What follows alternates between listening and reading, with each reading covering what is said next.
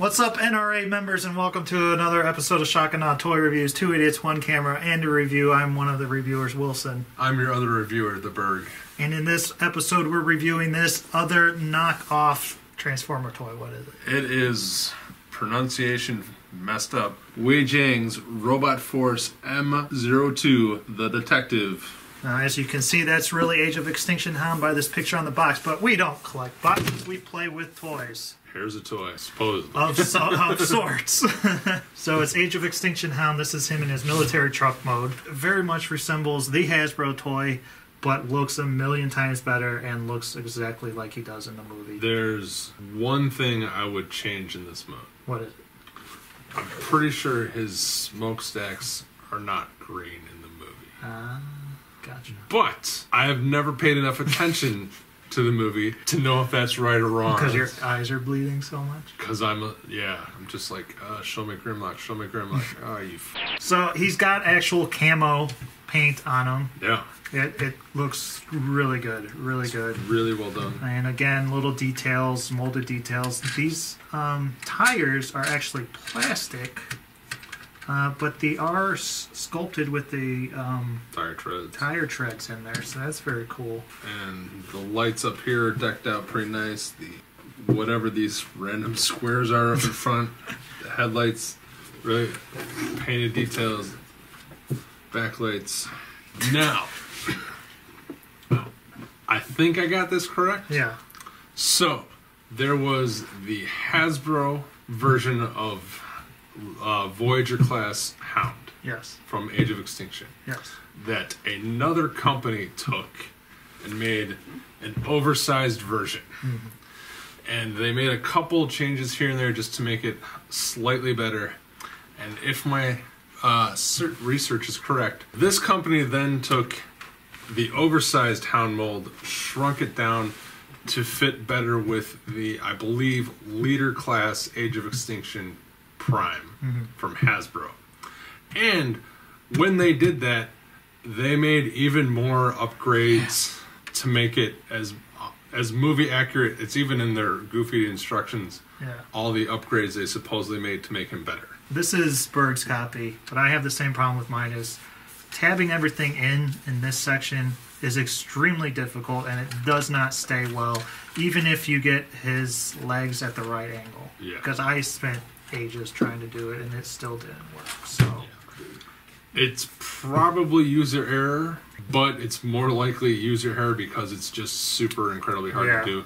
He is a lot like an MMC figure in that if you don't have everything lined up just right, forget about it. It was a giant pain to transform him. Yeah, he's definitely not as simple as their Optimus. Now, something very cool with this guy that is very much like the Hasbro version, as I just learned, is he can store all of his weapons, at least, on him in his alt mode on the truck. So as you can see here, he's got the big ones. Over here, shotguns and another pistol. And I like how they made it so now you put the pistols here, and then also both knives can go there. The only thing that you can't store are the grenades that you stick on his chest and the cigarette and... Well, the cigarette is still in his mouth on mine. Okay, well then you can. There's no good place to store the dog tags. Yeah. I'm sure you could figure out a way. Really cool if you want to store all your guns in this mode. Yeah, it looks great. And here is the Takara Hasbro mold. Which, very tiny. Yeah. A lot tinier. They really upscaled it. And look, this is just, oh my god. I hate this even more. Looking at him next to this, just like green. Looks like a garbage truck. Yeah. And here he is next to Mastermind Creations Tarn. So they're pretty much the same size. About the same size. Yeah. Here's what he looks like to Deluxe Combiner Wars Trailbreaker. Alright, so let's transform the son of...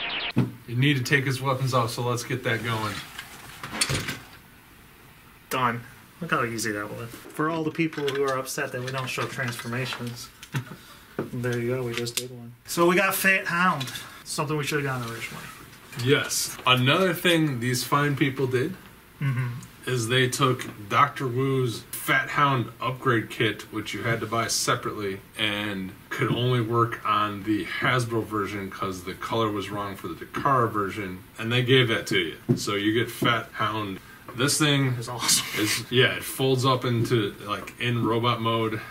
It's amazing. It doesn't actually come off. Yeah, I mean, it clips right up here on this section. They split the tires apart, so he actually has toes now. Yeah.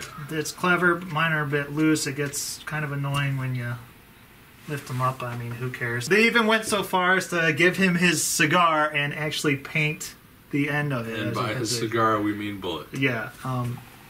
Kind of annoying for me is that it actually comes separate.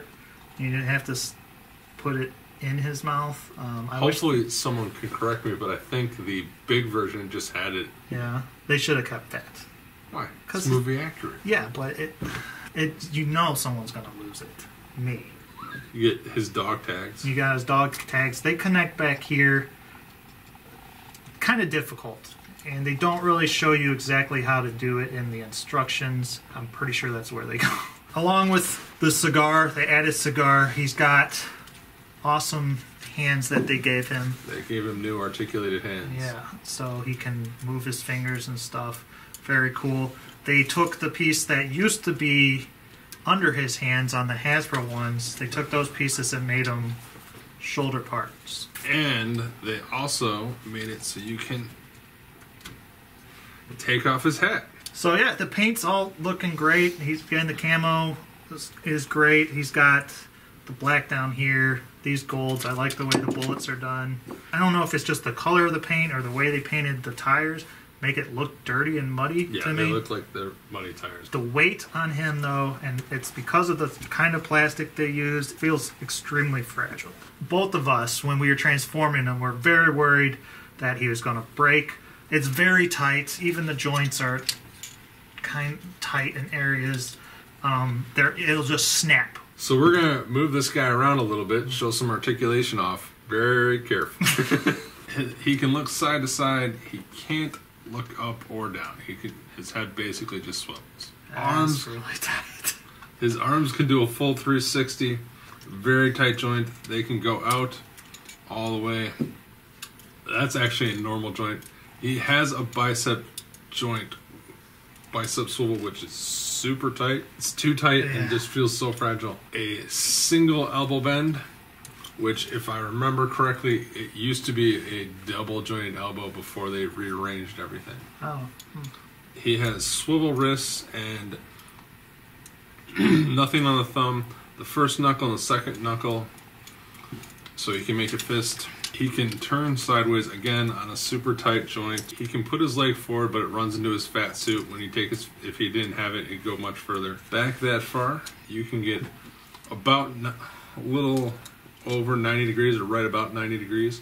Knee bend. Toes can go up or down. There's a joint here, so these can move. Yeah, the toes are on an actual like metal rod, which allows them to move back and forth. That's really cool. So, and you can pose his heel spurs, so he can get some very deep stances. He does also have a thigh swivel, so that's very helpful. You can get him in any pose he does in the movie.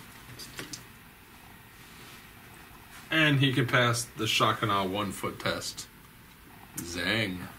So in terms of accessories, he comes with the ridiculous amount of guns that his non-knockoff counterpart did. The one exception being they give him like a sniper. This is like a regular rifle, sort of. It's got a scope, so almost like a sniper rifle. You get his shotguns. You get 2 shotguns. You get 2 shotguns. You get 2 pistols that store down here in his legs.